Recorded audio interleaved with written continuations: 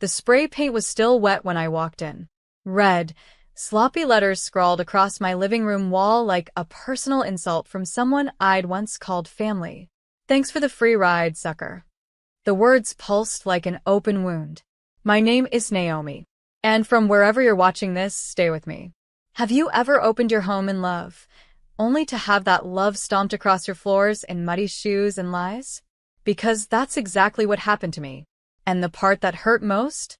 I didn't just invite betrayal in. I tucked it into a warm bed and fed it dinner. 3 months earlier, I got the call from my older sister. Shaking. Apologetic. Slurring just enough for me to know she'd relapsed again. Naomi, please. Just until I get clean. A few weeks. He's a good kid. He just needs a place. I didn't hesitate. I didn't ask for money. I didn't lay out conditions. I said, of course, and rearranged my entire life to give her 17-year-old son, Rico, a safe place to land. I bought extra groceries. Set up the guest room. I even used my contacts to get him a part-time job at my friend's auto shop. He smiled a lot those first few weeks. Called me Aunt N. Helped bring in groceries. Said thanks when I cooked. I genuinely believed he was trying. But slowly, things shifted. The smiles stopped. He started staying out late. Got cagey with his phone. Began locking his door, even though he didn't pay a dime in rent. I chalked it up to trauma. Confusion. Teenage ego. But I didn't stop giving. I kept refilling the fridge. Kept driving him to work. Kept defending him when my friends said, "You sure this is safe?"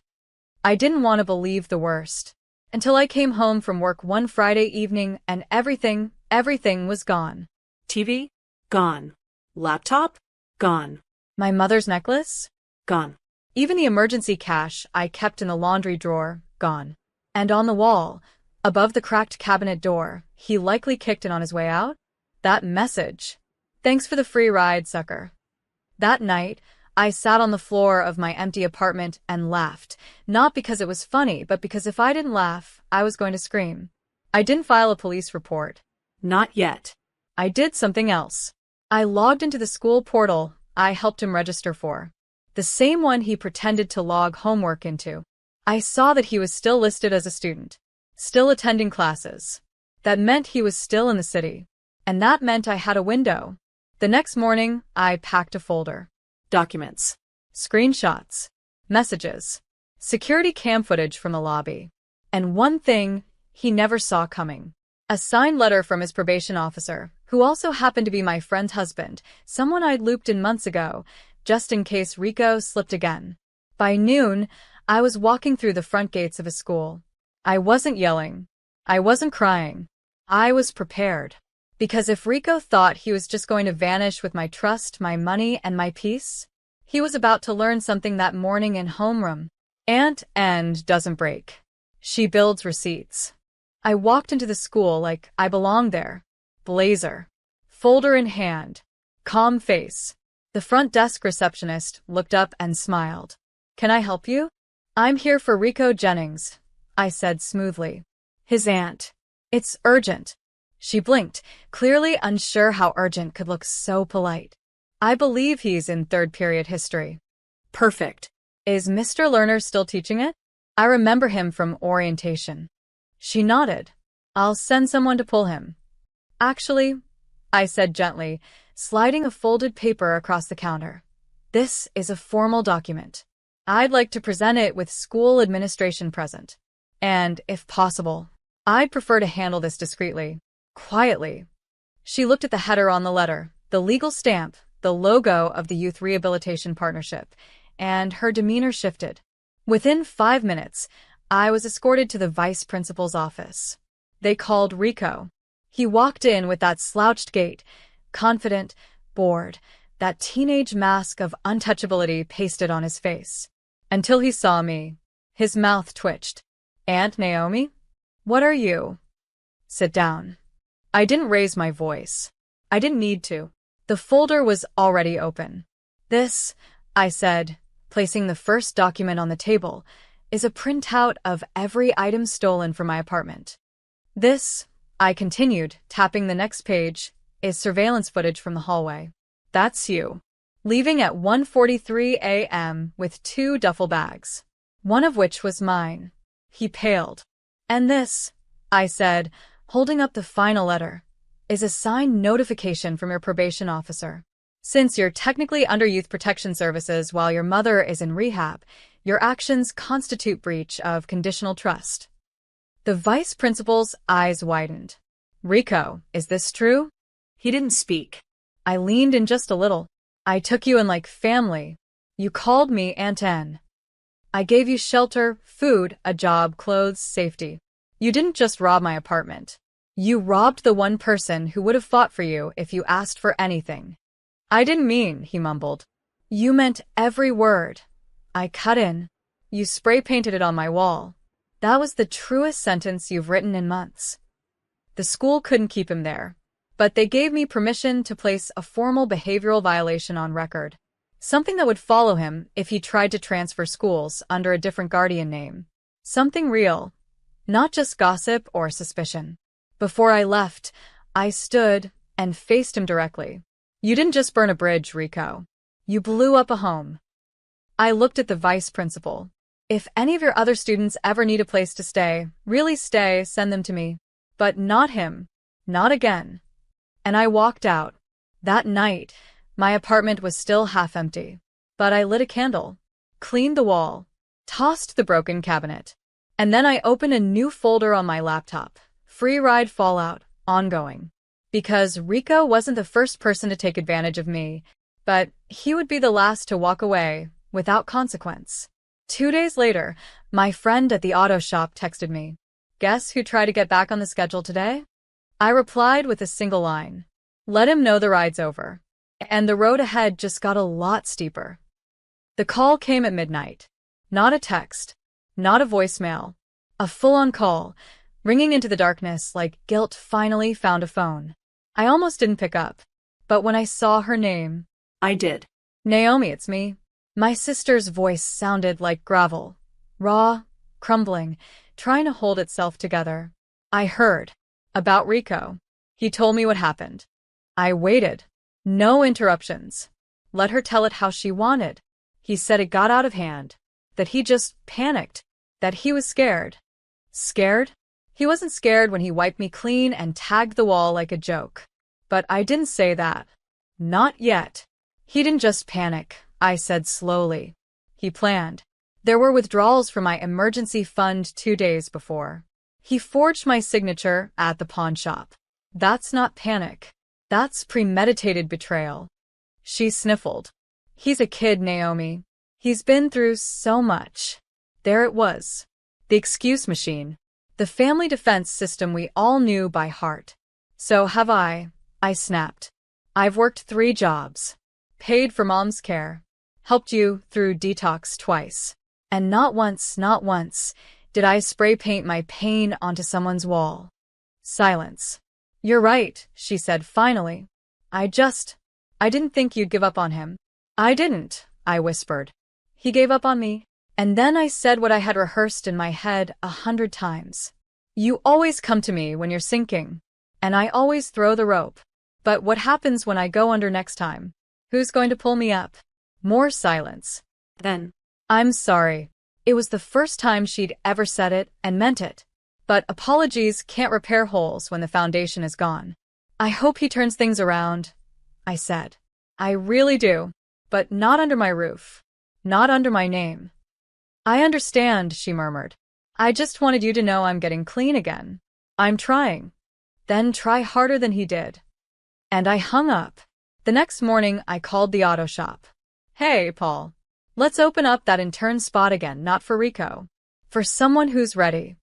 He laughed. I was hoping you'd say that. I've got a young woman who's aging out of the system. Quiet, serious. No drama. Perfect, I said. Her name was Amara. 17. No parents. 2 years in group homes. No job history, but eyes like she'd seen too much and was still standing. I met her the next day. She shook my hand like it mattered. Listened like it was survival. By week 2, she was cleaning up early and staying late. Why are you helping me? She asked one day. Because someone once helped me. I said. And I didn't steal their life out from under them. She nodded, understood immediately. Weeks passed. The house slowly filled again, not with things but with trust. Amara moved in, paid partial rent, Cooked dinner sometimes. watched movies with me in silence. Nothing forced, nothing fake. She once said, "You're the first person who hasn't asked me what I did wrong, just what I want to do next." That's when I knew.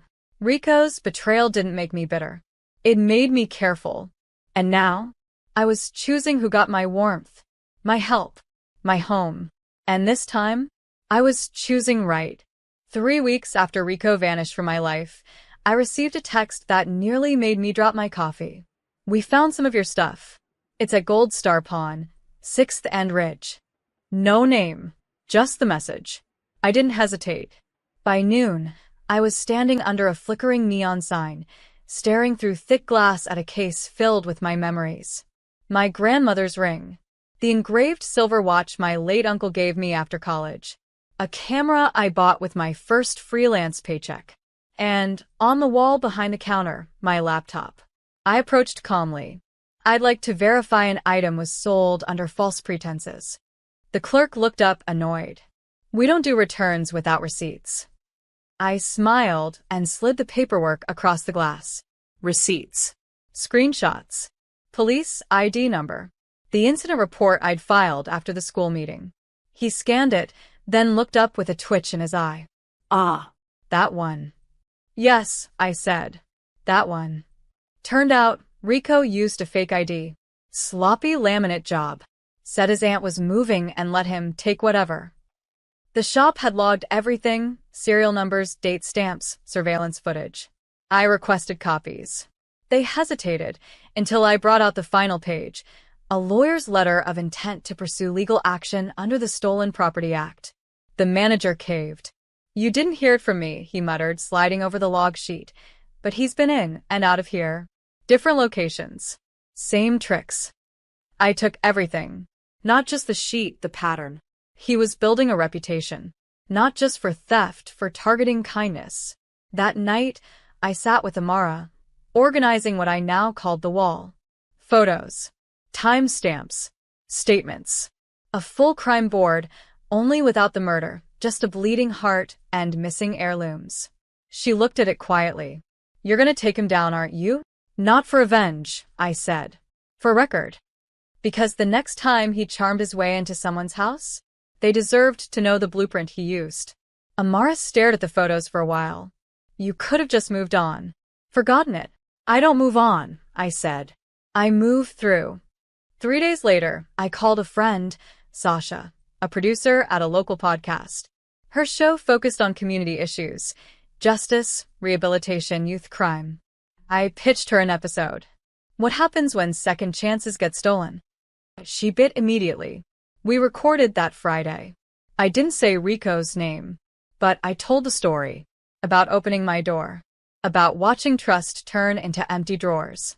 About the spray-painted goodbye that wasn't a mistake, it was a message. And I ended with this.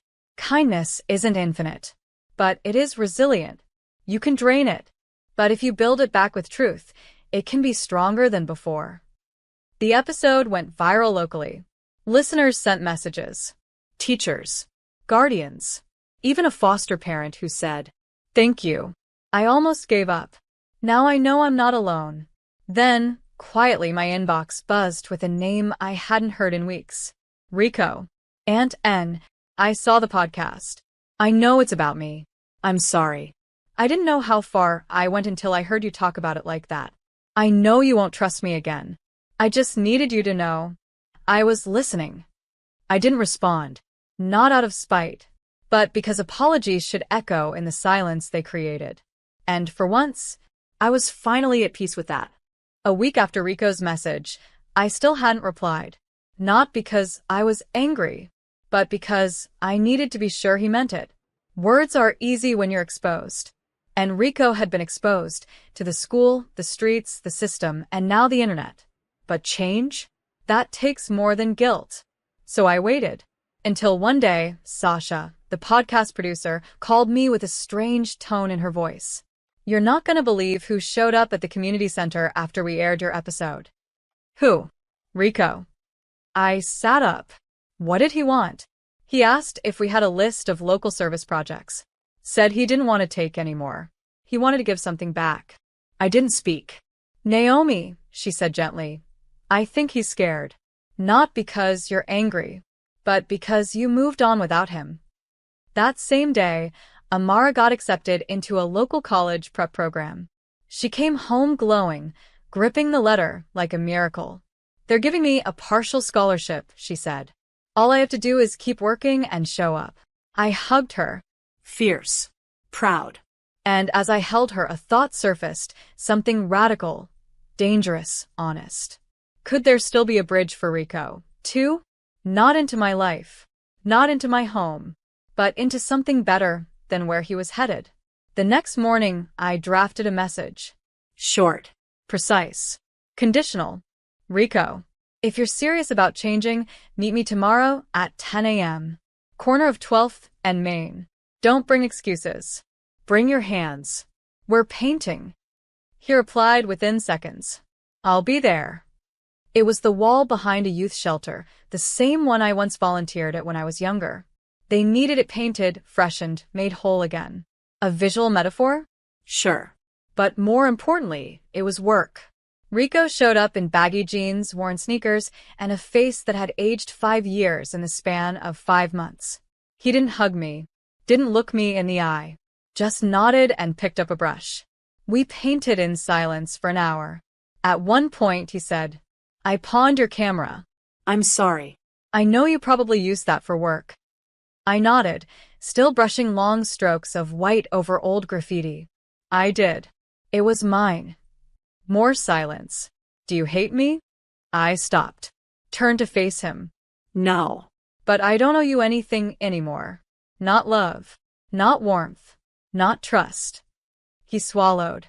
I know. Good, I said. Because anything you get now, it's not a gift. It's earned. We painted until sunset. By the end of the day, his shirt was stained. His hands blistered. His silence softer. Same time next week, he asked. I raised an eyebrow. You offering? Yeah, he said, without looking up. I think I need to finish this one. The shelter wall was only one project. But for Rico, it was a start. I didn't let him back into my house. But I let him into accountability.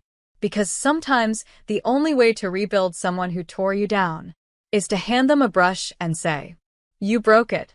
Now fix it. That night, Amara asked me, are you sure you trust him? I shook my head. I don't. But I trust the version of me who knows how to draw the line. And for the first time in a long time, I slept without locking the past in a box. I just let it stand. Painted over. Visible underneath, but no longer bleeding. Week 3 of painting, and the wall was almost done.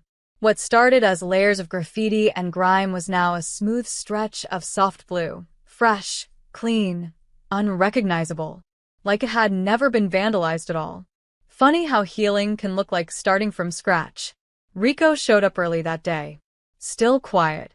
Still distant. But there was something different about the way he held the paint can, steadier. Focused. I applied for a delivery job, he said, without being asked. Bike courier. Honest work. No lockpicks. No spray cans. I glanced over. Background checks. Yeah. I told them about my record. They said they'd still consider me if I could get a character reference. From who? I asked, already knowing the answer. He looked down. You. I kept painting. Why me? Because I stole from you. And you're still standing next to me. I paused. Rested the brush against the wall. That's not forgiveness, Rico. That's distance. There's a difference. He nodded. Didn't argue. I'm not asking you to forget. I want a shot. Later that afternoon, as we were packing up, a man from the shelter came out with a stack of disposable bowls and said, soup's hot. You both hungry? Rico nodded, but waited until I took mine first. That was new. He sat beside me on the curb as we ate, hands still covered in flecks of blue. You know, he said, the night I left your apartment, I waited for you to chase me. Why would I? I asked. Because that's what Mom always did. Every time I messed up, she came crying, begging me to come home. I thought you would too. I stared into my bowl. I don't beg for what hurts me. He swallowed hard. Didn't speak after that. But he didn't get up either. That night, back at home, Amara was going over scholarship forms at the kitchen table. She was muttering to herself, frustrated. Why do they need 3 essays? I already proved myself. Because sometimes, I said, sliding a cup of tea beside her, they want to know if you'll fight for your future, even when it's annoying. She smirked, rolled her eyes. Do you think he'll make it? Rico? I asked. She nodded. I leaned back in my chair, thinking carefully before answering. I think people either rebuild or repeat. It's a choice. Every single day. And you still think he deserves a chance? Not deserves, I said. He needs one. But what he does with it, that's not on me anymore. The next morning, I wrote the character reference. It wasn't glowing. It wasn't poetic. It was honest. Rico Jennings betrayed my trust in the most painful way. He broke into my life, took what wasn't his, and walked away without a second glance. But he also came back, uninvited, and started painting the walls he once would have defaced. I don't know who he'll be in a year, but I know who he's trying to be now. And sometimes, that's the only place real change starts. I signed it, sent it. Then I closed the document and didn't think twice. 2 days later, Rico sent a photo. It was a selfie, him on a bike, backpack slung tight, a small delivery tag pinned to his shirt. The caption? Job starts Monday. I'm paying back every cent. One ride at a time. I didn't reply. Not because I didn't care, but because some debts aren't paid in words. They're paid in who you become. It had been nearly 2 months since the break-in. 2 months since the paint. Since the silence. Since Rico stopped being a name that made my stomach twist. Now, he was just a name in my phone. A contact labeled Rico in progress. Amara was the one who changed it. Because he's not the thief anymore, she said. He's the draft version. Not final, but trying. She wasn't wrong. That week, Rico delivered soup to the shelter 3 nights in a row, not because anyone asked, but because they looked tired. He stayed after to clean up. Told me he was trying to build a ledger, one with more deposits than withdrawals. I stole. So now I pay. Not just money. Effort. Respect. He didn't always say the right thing. He still flinched when thanked. Still struggled to hold eye contact. But little by little he was showing up. On a rainy Tuesday afternoon, I came home to find a box on my doorstep. No address label. Just my name in thick black marker. Naomi. I brought it inside carefully. Inside were 8 items. My mother's ring. The camera slightly dented but intact. The silver watch. My missing cross necklace. A torn receipt from the pawn shop. 2 envelopes. And a folded hoodie I hadn't even noticed was missing, one that once belonged to my late uncle. I sank to the floor. One envelope had a sticky note. Start here. I opened it.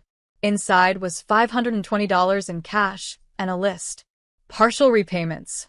$80 from Friday deliveries. $100 from Sunday shifts. $40 from tips. $300 from selling my speakers. The ones I bragged about stealing, I didn't earn those. At the bottom, balance remaining, $2,435. I'm not asking for forgiveness. I'm building receipts. Every cent will be named. Every lie will be traced. I owe you more than money, but I'm starting with that. The second envelope, a letter, handwritten, sloppy, spelled wrong in parts, but real. Aunt N. I wrote this 5 times. The first one begged. The second one blamed you. The third one blamed my mom.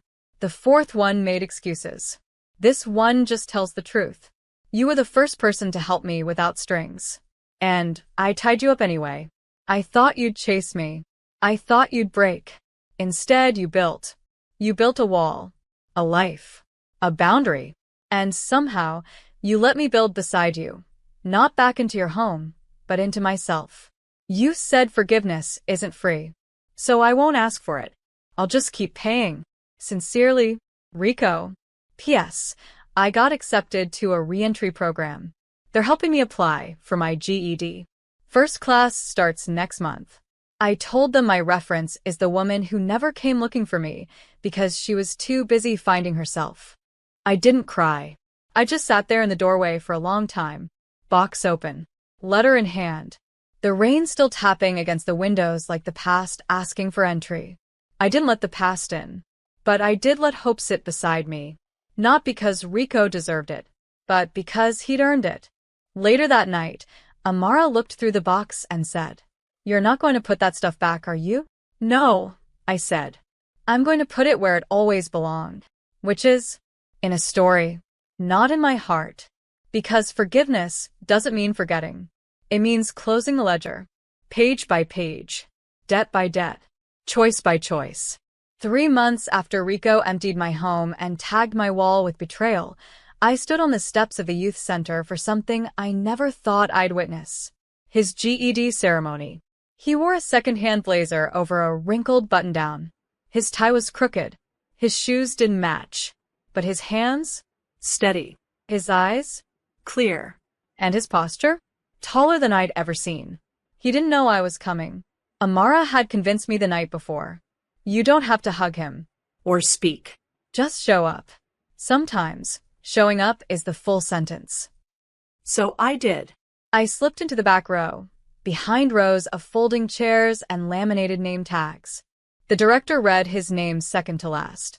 Rico Jennings, youth reentry graduate, delivery worker, and volunteer mentor. Volunteer mentor? I blinked. He walked up to collect his certificate. Didn't smile, just nodded. But when he turned back toward the crowd, his eyes scanned. And found me. He froze. Not with shame. With understanding. I nodded. One simple nod. And he looked like the air finally returned to his lungs. After the ceremony, he found me by the vending machine. He didn't say much. Didn't try to hug me. Just reached into his messenger bag and pulled out a notebook. "What's this?" I asked. "Every ride I've made. Every dollar I've earned. Every cent I've put back." He opened it. Pages upon pages of tiny handwriting. Dates. Deliveries. Tips. Mileage. Deposits. And at the bottom of the last page, debt to Aunt Naomi, $0. Trust in progress. I didn't say anything for a long time. Then I whispered, "I forgive you." His eyes brimmed. "Why now?" "Because you did what you never did when you lived with me. You stayed. You didn't run. You showed up. That's the rent I needed all along." He handed me one last item, a spray paint cap. The same kind he used that night. It was painted gold. "I'm not erasing what I did," he said. "I'm just not letting it define the wall anymore." That weekend, I started repainting the guest room. Not for Rico. For Amara. She'd gotten into college, real college. Full ride. I was turning the room into her study. And for the first time, it didn't feel like replacing one kid with another. It felt like healing, expanding, not swapping. People think love is a soft thing. It's not. Love is measured. It has boundaries. And sometimes, the most loving thing you can do is walk away. But sometimes, the most powerful thing is walking back. 3 months became 6. Rico kept delivering. Amara moved into her dorm. And I started writing again. Really writing. My next book? Every Ride Forward. It wasn't about betrayal. It was about what comes after. About how some people build restitution 1 mile at a time. About how even stolen things can return, if not as objects, then as growth. I closed the book with one final line. He didn't pay me back with cash. He paid me back with every ride he didn't run away from. And sometimes, redemption is just that, not erasing the past, but riding forward anyway. Because in the end, he wasn't a thief. He was a boy who broke something and stayed long enough to build it back.